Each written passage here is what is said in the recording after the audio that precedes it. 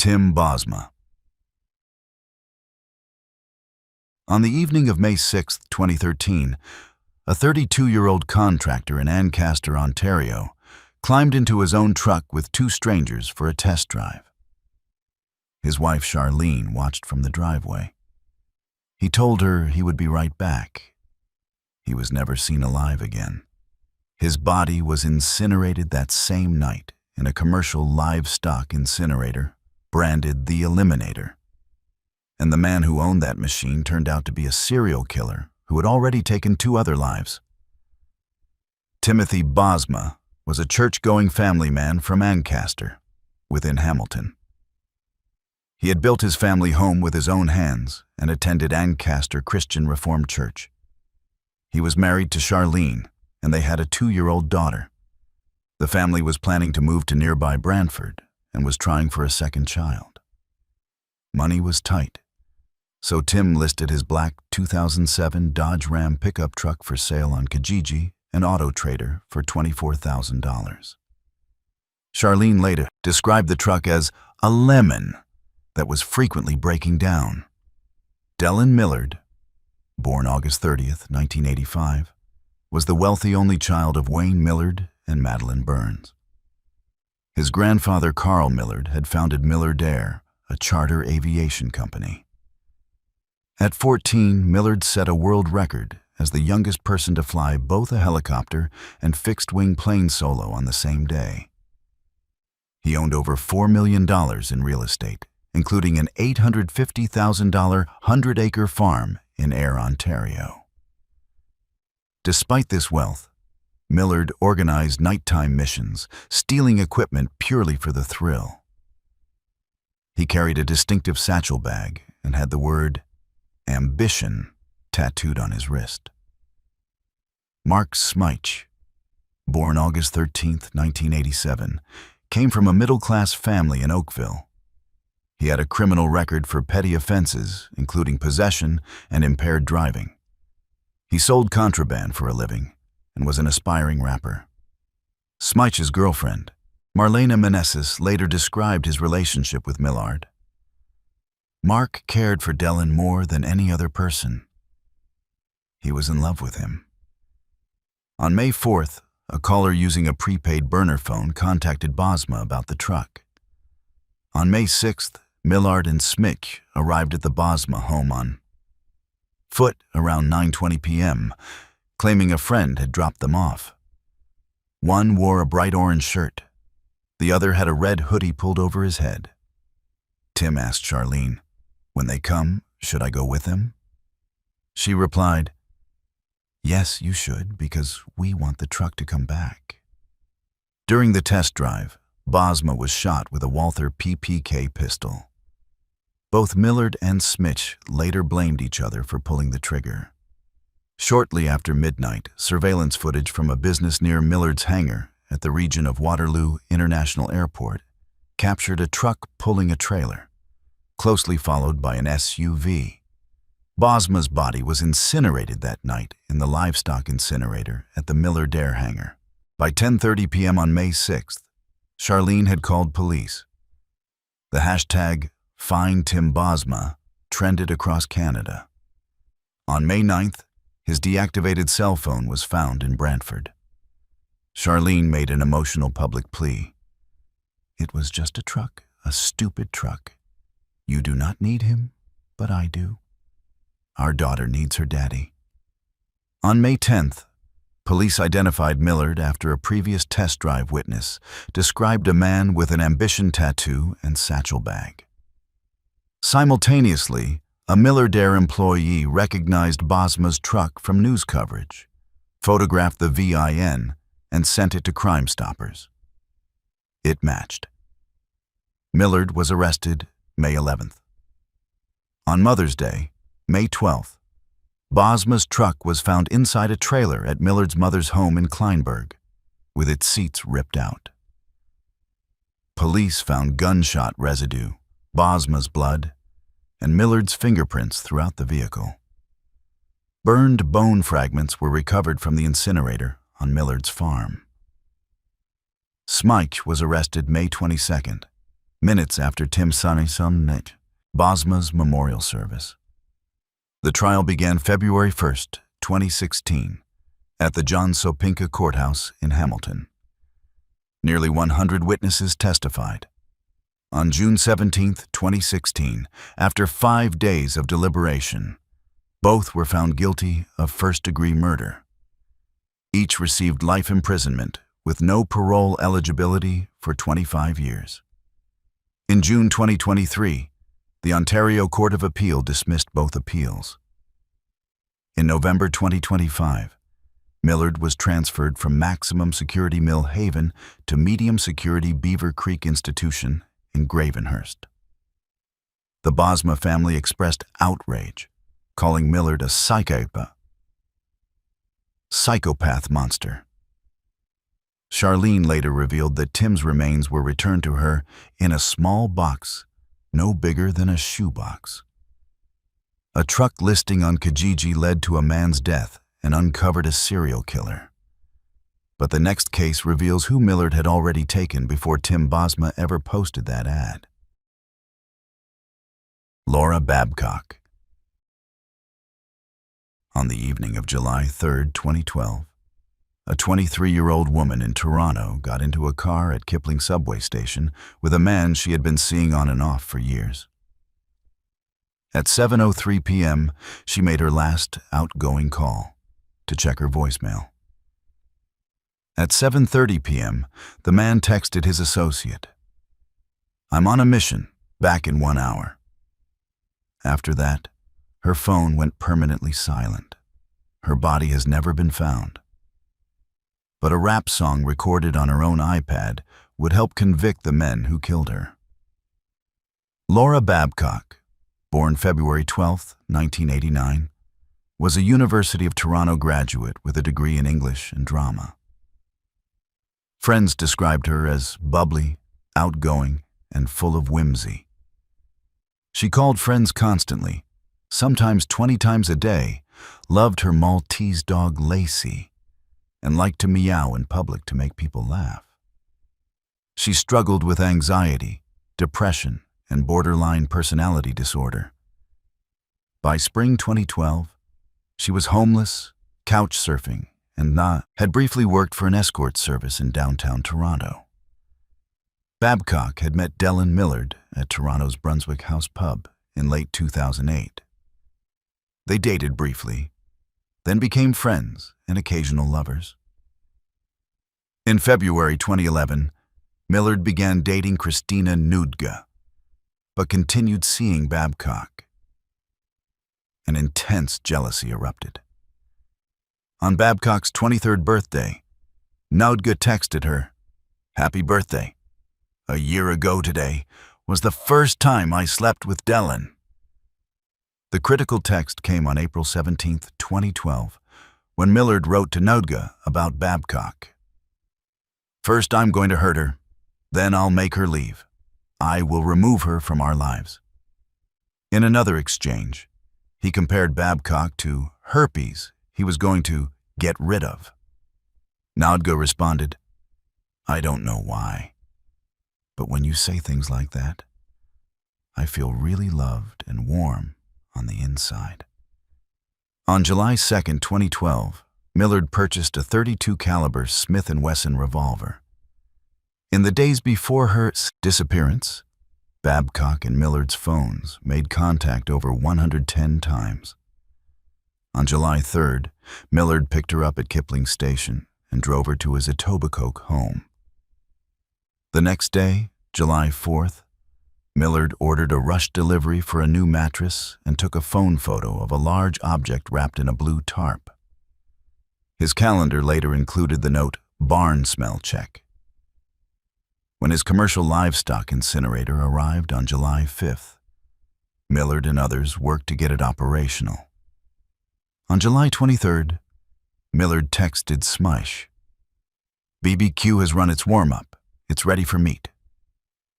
That night, he searched Google for, "What temperature is cremation done at?" Photos from Millard's phone show Smish grinning in front of the incinerator, holding the ash scraper. Forensic experts later identified objects visible inside as human bones.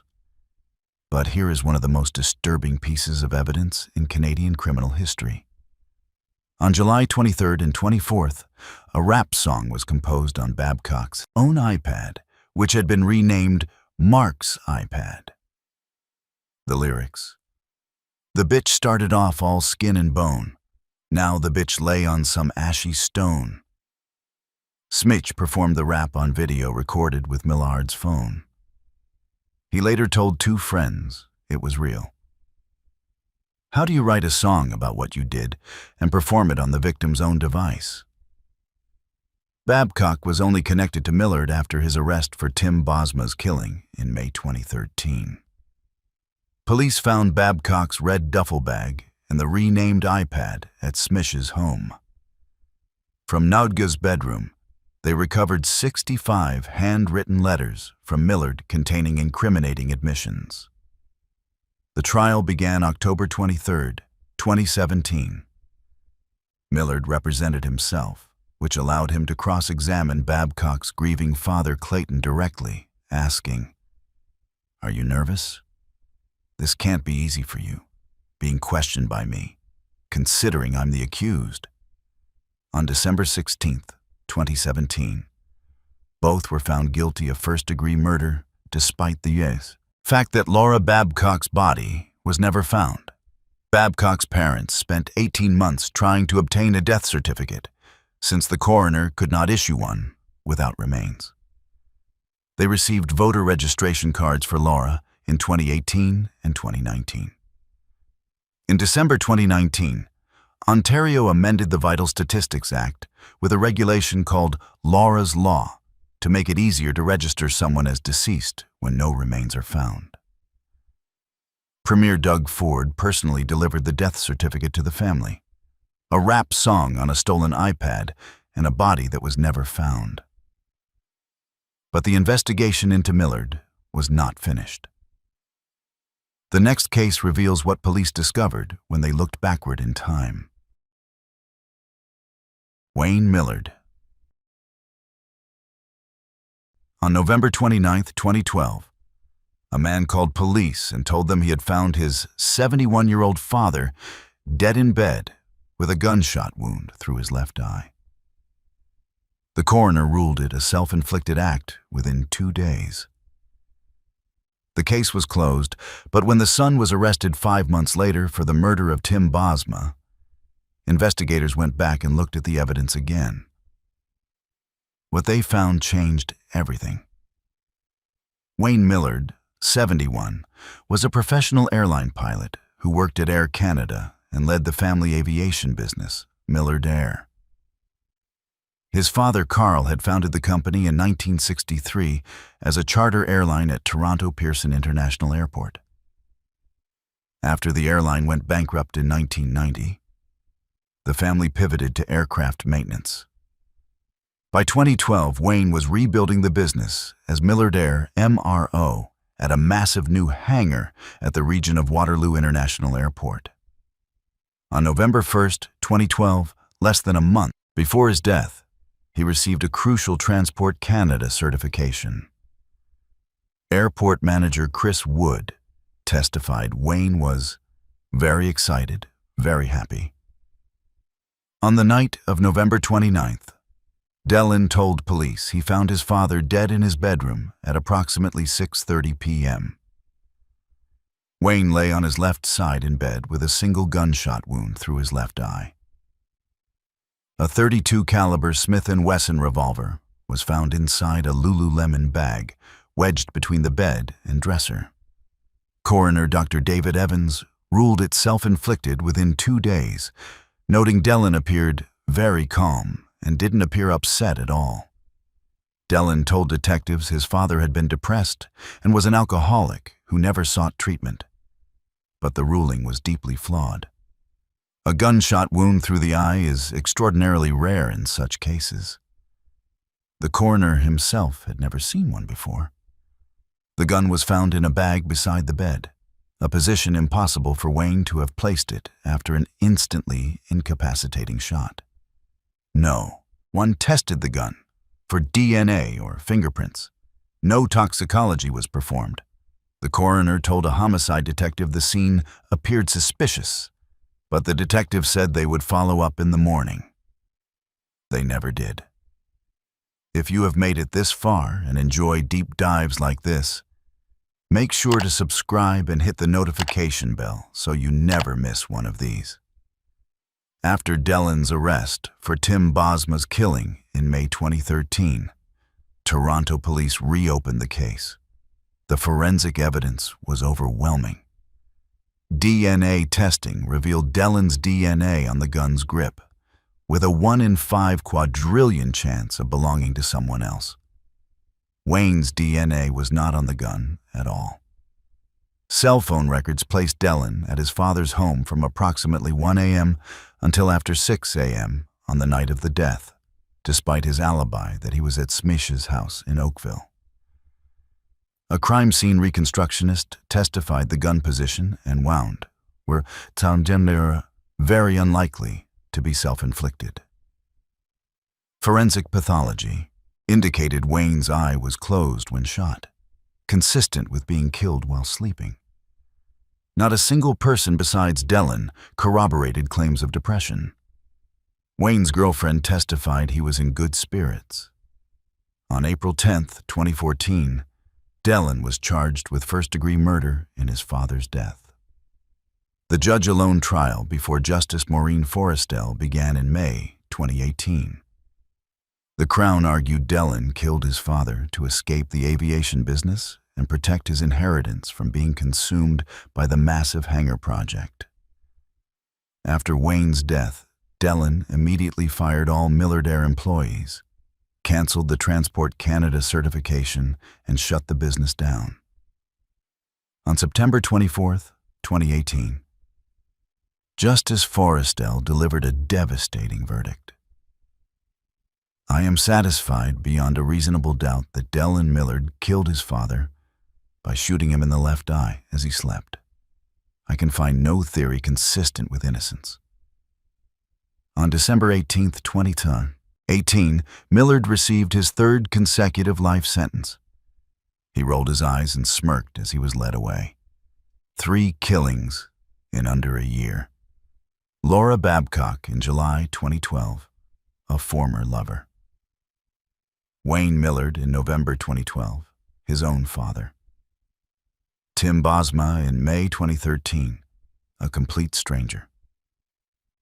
3 different motives. 1, incinerator. Had the original investigation been more thorough, Tim Bosma might still be alive. The Millard cases showed what one man could do in the shadows. But the next case involved 2 people whose crimes were even more notorious, and whose investigation failure was even more catastrophic. Leslie Mahaffey and Kristen French. On June 29, 1991, a couple got married in a church in Niagara-on-the-Lake, Ontario. That same day, the bride's body parts were found encased in cement blocks in Lake Gibson. The groom was the one who had put them there. Their names were Paul Bernardo and Carla Homolka, and they would become known as the Ken and Barbie Killers, the most infamous criminal duo in Canadian history. Leslie Erin Mahaffey, 14, was a grade 9 student at M.M. Robinson High School in Burlington, Ontario. On the night of June 14, 1991, Leslie attended a wake for a friend who had been killed in a car accident. She returned home around 1:50 a.m. to find the side door locked. Her parents had locked her out as punishment for missing curfew. While standing outside her own home, she encountered Paul Bernardo, who was in Burlington stealing license plates. He forced her into his car at knife point. Kristen Dawn French, 15, was a student at Holy Cross Catholic Secondary School in St. Catharines. She was a member of a precision ice skating team and the girls' rowing team. On April 16, 1992, while walking home from school, Carla Homolka approached her with a map pretending to need directions. Bernardo attacked from behind, forcing French into the car at knife point. She was held captive for 3 days over Easter weekend. French showed extraordinary defiance, reportedly telling Bernardo, "Some things are worth dying for." Paul Bernardo, born August 27, 1964, grew up in Scarborough. He earned a commerce degree from the University of Toronto, Scarborough, and worked as an accountant before turning to smuggling. Between 1986 and 1990, he committed at least 14 attacks in Scarborough, earning the name the Scarborough Rapist. Karla Homolka, born May 4, 1970, met Bernardo at a pet convention in October 1987 when she was 17. Her IQ was measured at 131. She worked as a veterinary technician. They married on June 29, 1991, the same day Leslie Mahaffey's remains were found in the lake. Leslie was held for approximately 24 hours. Both recorded the crimes on videotape. She was killed on June 16, 1991, Father's Day. They dismembered her body with a circular saw, encased the pieces in cement, and dumped them in Lake Gibson. The torso block alone weighed over 200 pounds. Her orthodontic braces helped identify her remains. Kristen was held for 3 days.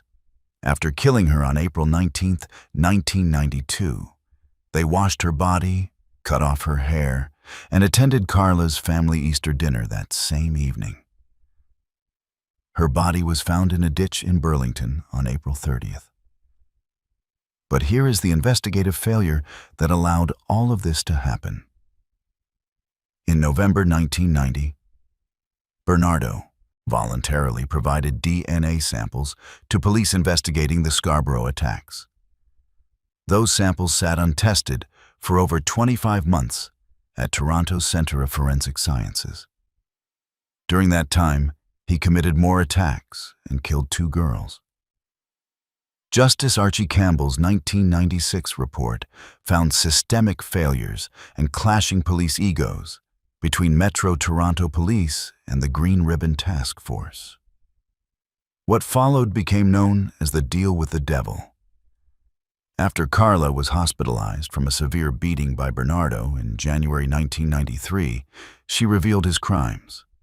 On May 14, 1993, prosecutors offered Karla a plea bargain: 12 years for 2 counts of manslaughter in exchange for testifying against Bernardo. Prosecutors had little evidence beyond her testimony because the videotapes had not been found. But Bernardo's first lawyer, Ken Murray, had secretly retrieved 6 tapes from the house on May 6, 1993. And concealed them for 16 to 17 months. When the tapes were finally turned over, they showed Homolka as a willing, enthusiastic participant, directly contradicting her claims of being coerced. The deal could not be undone. Bernardo was convicted on September 1, 1995, of 2 counts of first-degree murder.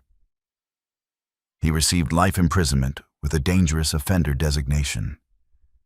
He has been denied parole 3 times, most recently November 26, 2024. In May 2023, he was controversially transferred to La Macasa Institution, a medium security facility in Quebec, sparking national outrage. Homolka was released July 4, 2005, after serving her full 12 years. She married, has 3 children, and in 2017 was found volunteering at a private school in Montreal, supervising field trips and teaching children to knit. She is believed to be living in the Montreal area as of 2025. Untested DNA sat in a lab for 2 years while 2 girls were killed. But in the next case, a different kind of surveillance footage captured something no parent should ever have to see. Tori Stafford. On April 8, 2009, at 3:32 p.m., A surveillance camera from a high school near Oliver Stevens Public School in Woodstock, Ontario, captured something that would haunt an entire country. A small girl was being led down Fife Avenue by a woman. The girl did not appear to be struggling. She was walking willingly. She was 8 years old, and she had been promised a puppy. She would never come home. Victoria Torrey Stafford was a grade 3 student at Oliver Stevens Public School. She lived with her mother, Tara McDonald, and her older brother, Darren. Her parents were separated. Her father was Rodney Stafford. The night before her disappearance, Torrey had decorated her new bedroom with Disney princesses and Bratz dolls posters. The family had moved into their new place just 1 week earlier. Terry Lynn McClintock, 18, lured Torrey by talking about dogs. McClintock mentioned she had a Shih Tzu, the same breed as Torrey's. She promised to show her a puppy. They walked to a parking lot where Michael Rafferty, 28, waited in his Honda Civic. McClintock pushed Torrey into the car. Rafferty's car had been captured on video near the school 3 times that day. McClintock later testified that Rafferty told her to take a young girl because the younger they were, the easier they were to control. They drove east on Highway 401, stopping to buy illicit substances along the way. At a Home Depot in Guelph, McClintock purchased a claw hammer and green garbage bags, while Rafferty used an ATM. Both were captured on surveillance. They drove to a remote area near Mount Forest, approximately 130 kilometers from Woodstock. Rafferty harmed Torrey in the back seat. McClintock testified she could hear Torrey's screams and that Torrey pleaded, "Make him stop." A plastic bag was placed over Torrey's head. McClintock struck her head at least 4 times with the hammer. The autopsy found Torrey had also suffered 16 fractured ribs and lacerated liver, injuries that would have been independently fatal. Her body was hidden under rocks beneath an evergreen tree. How does an 8-year-old disappear in broad daylight from outside her own school, and nobody stops it? The OPP took over the case on April 17th, reclassifying it as an abduction. The surveillance footage was broadcast across the country, and tips poured in. Torrey's mother identified McClintock from the footage because she had previously crossed paths with her in the community. McClintock was arrested on an outstanding warrant and brought in for questioning. She denied involvement initially, but after a polygraph, she eventually admitted to being the woman in the video. She identified Rafferty as her accomplice and began providing details about what had happened after they left the school grounds. On July 19, 2009, 103 days after the disappearance, OPP Detective Sergeant Jim Smith found Torrey's remains in a rural field near Mount Forest, guided by McClintock's hand-drawn sketches of the area. She was wearing only a Hannah Montana t-shirt and butterfly earrings she had borrowed from her mother that morning. The earrings and the shirt were the only way to confirm what investigators already feared. McClintock pleaded guilty to first-degree murder on April 30th, 2010, receiving life with no parole for 25 years. Rafferty's trial began March 2012 in London, Ontario. He was found guilty on all 3 charges on May 11th, 2012. Justice Heaney called him a monster who had snuffed out the life of a beautiful, talented, vivacious little girl. But the outrage did not end with the sentencing. In December 2017, McClintock was transferred to the Okemo Otsai Healing Lodge in Saskatchewan, an unfenced Indigenous healing facility, after self-identifying as Indigenous. When the transfer became public in September 2018, national outrage erupted. Torrey's father, Rodney Stafford, led a rally on Parliament Hill. On November 7, 2018, Public Safety Minister Ralph Goodale announced tougher transfer rules, and McClintock was returned to a federal prison. She is currently at Grand Valley Institution for Women in Kitchener. Rafferty was transferred to La Macasa Institution, a medium security facility, in 2018. McClintock's standard parole eligibility is 2035. Rafferty's is 2037. A surveillance camera, a promise of a puppy, and an 8-year-old who trusted a stranger. But in the next case, the victims were not strangers at all. They were daughters, and the people who killed them were their own family. The Shafia family. On the morning of June 30th, 2009, a Parks Canada worker noticed an oil slick at the Kingston Mills locks on the Rideau Canal in Ontario. Police were called. They found a black Nissan Sentra submerged in the water. Inside were the bodies of 4 women. 3 of them were sisters. The 4th was their father's first wife. The people responsible for putting them there were sitting in a minivan that police had already wired for surveillance. Zainab Shafia, 19, had fled to a women's shelter in April 2009 and briefly married against her parents' wishes before the marriage was annulled under family pressure. Sahar Shafia, 17, had a secret boyfriend. Condoms were found in her room. She had attempted to take her own life after her mother berated her over the relationship. Giti Shafia, 13, had repeatedly asked school staff and a youth protection worker to be placed in foster care. She told police her father said he was going to kill her and her sisters, on many occasions. Rona Amir Mohammed, approximately 50, was Mohammed Shafia's first wife, brought to Canada fraudulently as a cousin. She was unable to have children and had raised Tuba's 7 children as her own. In her diary, she wrote that her husband made life a torture. Mohammed Shafia, 58 at the time of verdict, was a wealthy Afghan-Canadian businessman who had made a fortune in Dubai's used car and real estate markets. He invested over $2.2 million in Quebec through the Immigrant Investor Program. Tuba Mohammed Yahya, 42, was Shafia's second wife. Hamed Shafia, approximately 21, was the eldest son who acted as the family enforcer when his father was away and physically controlled his sisters. The family had been on a trip to Niagara Falls. The prosecution's theory, ultimately accepted by the jury, was that the 4 victims were rendered unconscious or drowned. Placed in the Nissan and the car Mamdalshan was positioned at the canal locks. When the car got stuck, the family's Lexus SUV was used to ram the Nissan into the water. Debris from the Lexus headlight and letters scraped off the Nissan's nameplate confirmed the collision.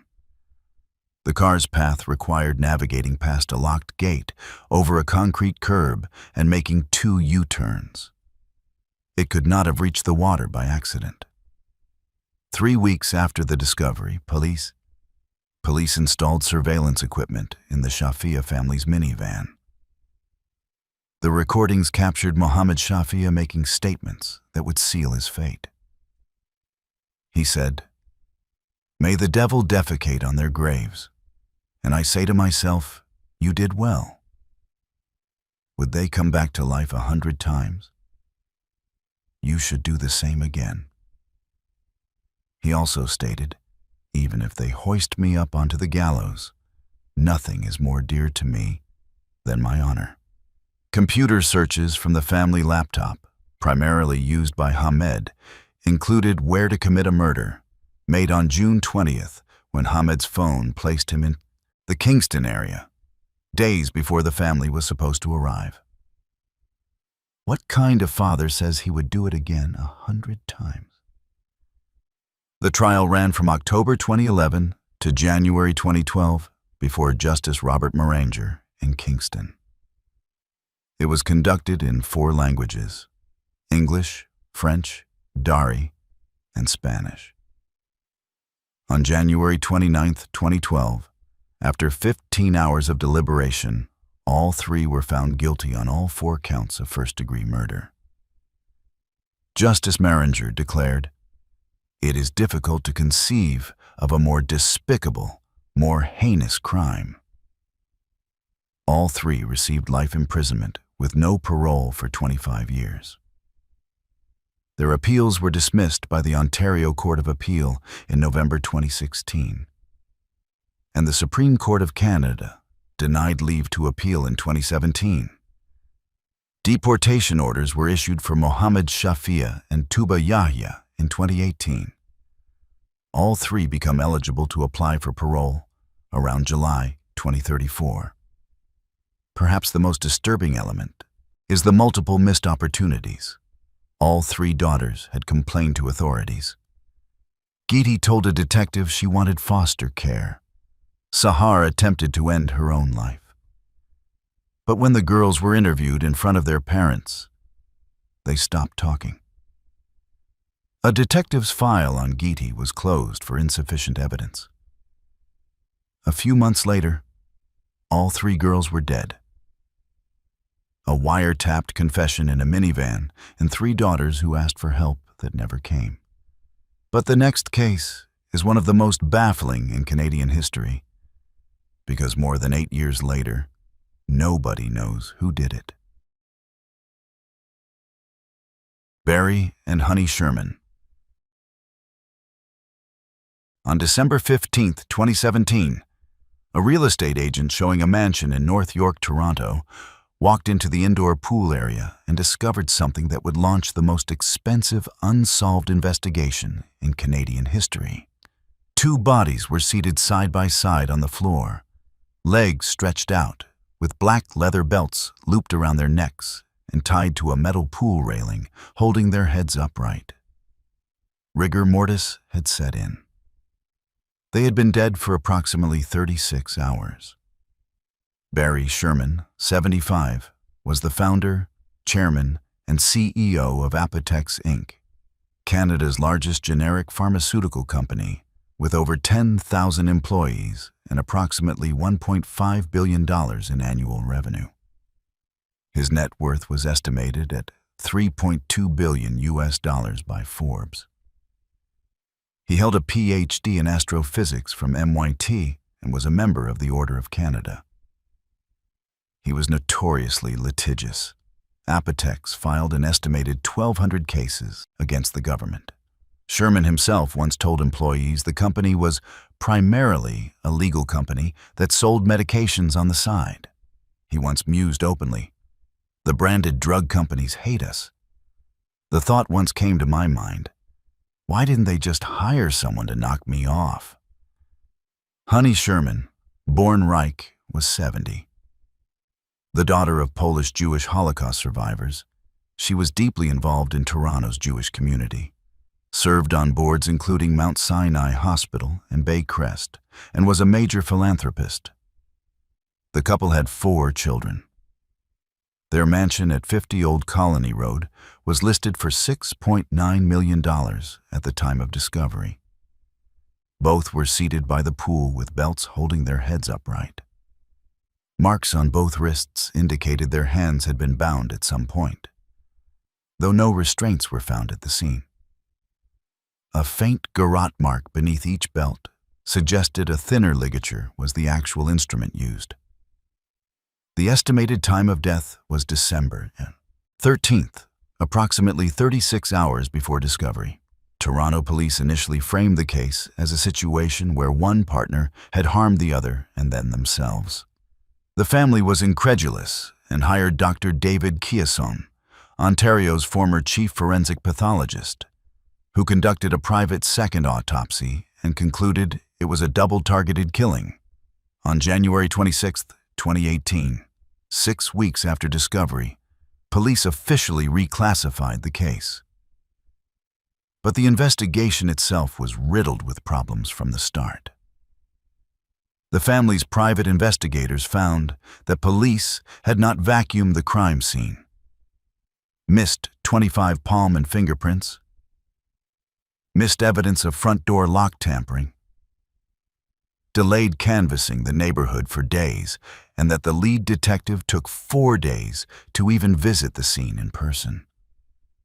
4 days. For a case involving a billionaire couple found dead inside their own home. The initial misclassification may have permanently compromised the investigation by allowing critical evidence to degrade or disappear before anyone was looking for it. How does one of the wealthiest couples in Canada end up dead in their own home and nobody notices for 36 hours? In December 2021, police released a 22-second grainy surveillance video of a figure near the Sherman home on the night of December 13th. The person wore a head covering, was estimated at 5'6" to 5'9", and had a distinctive gait, kicking up the right foot with every step. The person was classified as a suspect, but has never been identified despite the footage being viewed millions of times. A $35 million reward, one of the largest in Canadian history, remains unclaimed. The investigation has expanded to at least 5 countries, following what police have described as a trail of money overseas. As of June 2025, a single detective, Dennis Yim, is assigned to the case and plans to use AI technology to assist. In November 2025, daughter Alex Krawczyk stated she is encouraged, to a small degree, that the case is still active. The Sherman mansion was demolished in March 2019.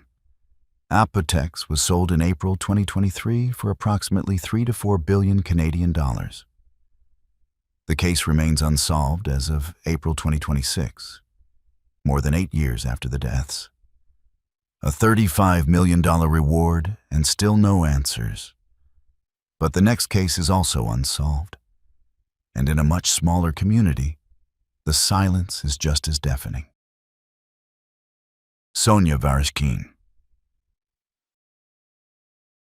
On the evening of August 29, 2010, a 42-year-old pediatric nurse in Orangeville, Ontario, visited her parents near Bolton.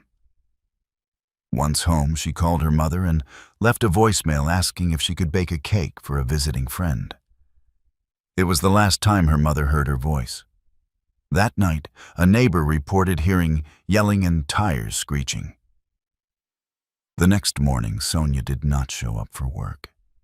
She had never missed a shift in her life. Sonia Varishkin was a pediatric nurse at Headwaters Healthcare Center in Orangeville. She had graduated with honors from Humber College in nursing and previously worked in the burn unit and cancer ward at a Toronto Children's Hospital. Co-workers described her as always smiling and willing to help. She lived alone in a townhouse on Spring Street in Orangeville, approximately 80 kilometers northwest of Toronto. Around 10 a.m.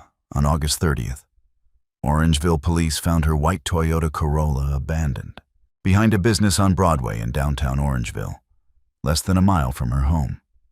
The car's front doors and trunk were wide open, as if someone had left in a hurry or did not care about being seen.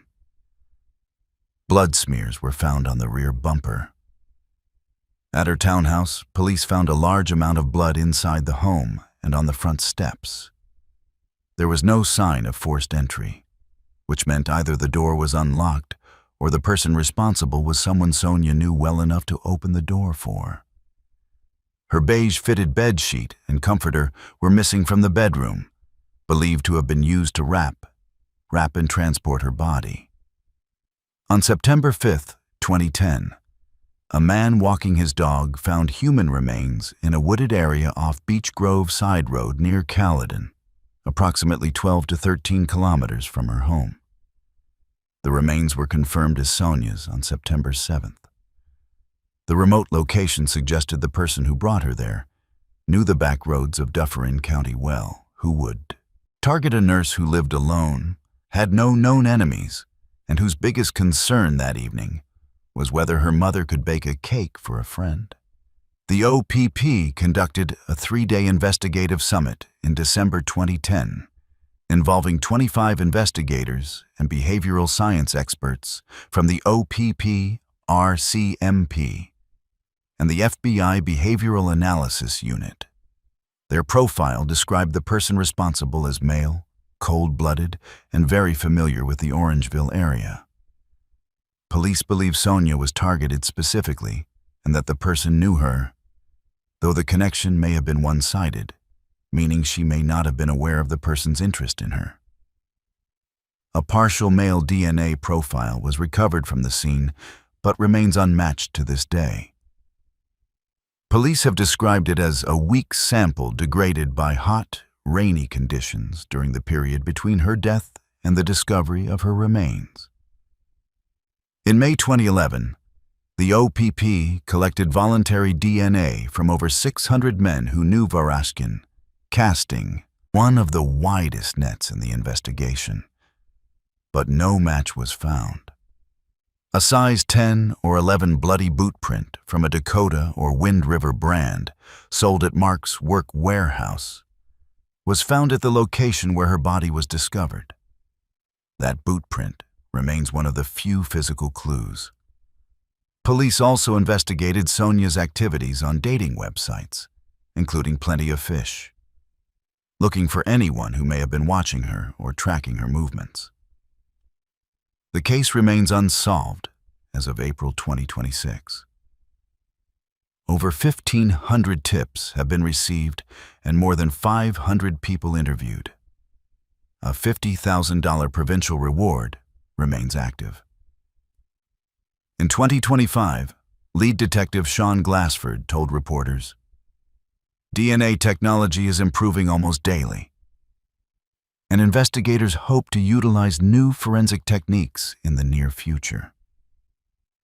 The OPP states it will never close an unsolved homicide. The cause of death has never been publicly disclosed, held as a piece of evidence that only police and the person responsible would know. A missing bedsheet, a boot print, and a DNA sample waiting for technology to catch up. But in the next case, DNA did catch a killer, and it happened in just 39 days. Holly Jones. On the evening of May 12, 2003, a 10-year-old girl was walking home from a friend's house along Perth Avenue in Toronto's Junction Triangle neighborhood. It was a short, familiar route she had walked many times before. She never made it home. Within 39 days, police would use one of the largest DNA dragnets in Canadian history to catch the man who took her. And it all came down to a Pepsi can in a trash bin. Holly Maria Jones was a grade 5 student at St. Luigi Catholic Elementary School. She was the youngest of 4 children, loved music, and wanted to be a famous singer. She was also athletic, playing basketball and running cross-country. On May 12th, she was walking home around 6 to 6:30 p.m. along Perth Avenue. Michael Breer, a 35-year-old software developer, lived in a triplex at 1450 Bloor Street West, directly on Holly's walking route, approximately 100 meters from the Jones home. That afternoon, he had been drinking and viewing illicit material depicting minors on his computer. He went outside, spotted Holly on a street corner, and grabbed her by the neck. Inside his apartment, Breer harmed Holly and then strangled her. She was dead within approximately 25 minutes. He placed her body in his refrigerator, then used a handsaw to dismember her. Over the next 3 days, he disposed of remains at multiple locations. He rode the subway carrying a gym bag containing her torso to Toronto Harbor. The next morning, he dumped a suitcase weighted with 5-pound dumbbells into Lake Ontario. He placed other remains in garbage bags for regular trash pickup. On May 13th, remains were discovered on the shore of Ward's Island. Ontario's first Amber Alert had been issued that morning. Police conducted one of the largest DNA dragnets in Canadian history, requesting voluntary swabs from all men living along Holly's walking route. When officers visited Briere's apartment on May 21st, four things raised immediate suspicion: green carpet and bath mats matching fibers found on Holly's remains, dumbbells matching those found with the body, a strong bleach smell throughout the apartment, and Briere's refusal to provide DNA. Only 3 men in the entire canvas refused. Police placed Briere under surveillance. On June 6th, he discarded a Pepsi can in a public trash bin. Officers covertly retrieved it. The DNA matched the profile recovered from under Holly's fingernails, where she had scratched her attacker with a probability of 1 in 220,000. Additional DNA from his apartment matched at 1 in 68 billion. A discarded Pepsi can in a public trash bin. That is what solved this case. How close did he come to getting away with it? Briere was arrested on June 20th, 2003, 39 days after the act. During a 3-hour videotaped confession, he admitted everything in full detail. He told police and later the court that viewing illicit material directly triggered his actions. "The more I saw it, the more I longed for it in my heart," he said. The claim sparked intense national debate, though critics noted that Briere acknowledged having had those inclinations for most of his life. Briere pleaded guilty to first-degree murder on June 17, 2004, receiving life imprisonment with no parole for 25 years. He told the court, "A man who commits this type of crime, you put him away. You put him away for good. I have failed as a human being." His earliest parole eligibility is 2028. No parole hearings have been reported as of 2026. Holly's case accelerated the creation of the National Sex Offender Registry, the Sex Offender Information Registration Act received royal assent on April 1st, 2004, and the registry came into force on December 15, 2004. The case also strengthened related legislation through Bill C-2, which introduced stiffer penalties and minimum sentences, a Pepsi can, a DNA match, and a national registry born from a 10-year-old's death. But the final case on this list happened 4 years later, and the person responsible was not a stranger on a street corner. It was someone who shared her last name: Aksa Parvez. On the morning of December 10, 2007, a man in Mississauga, Ontario, called 911 and said 7 words that would change Canadian law. "I killed my daughter with my hands." Police arrived at the family home on Longhorn Trail and found a 16-year-old girl on her bed, fully clothed with her jacket still on, with blood coming from her nose. She was pronounced dead at the hospital later that evening. But the man who called 911 was not the one who actually did it. He was covering for his son. Aksa Parvez was 16, a grade 11 student at Applewood Heights Secondary School in Mississauga. She was the youngest of 8 children, all born in Pakistan to Mohammed Parvez and his wife Anwar Jan. The family arrived in Canada in 2001. All women in the household dressed traditionally. None worked outside the home. All of the other children's marriages were arranged, with 5 siblings marrying cousins from Pakistan. A husband had already been selected for Aksa. But Aksa was different. She was the only sibling to wear Western clothes. She objected to wearing the hijab and wanted a part-time job, which her father forbade. She wanted to socialize with friends outside the family's community. 2 days before her death, she went to the movies for the first time in her life. Her bedroom in the basement was the only room in the house without a door. Her parents' bedroom could only be accessed through it. On December 5th, Mohammed Parvez announced to the family that Aksa would have to be killed. Over the following days, brother Waqas Parvez, 26, approached co-worker Steve Warda about acquiring a weapon and described the plan.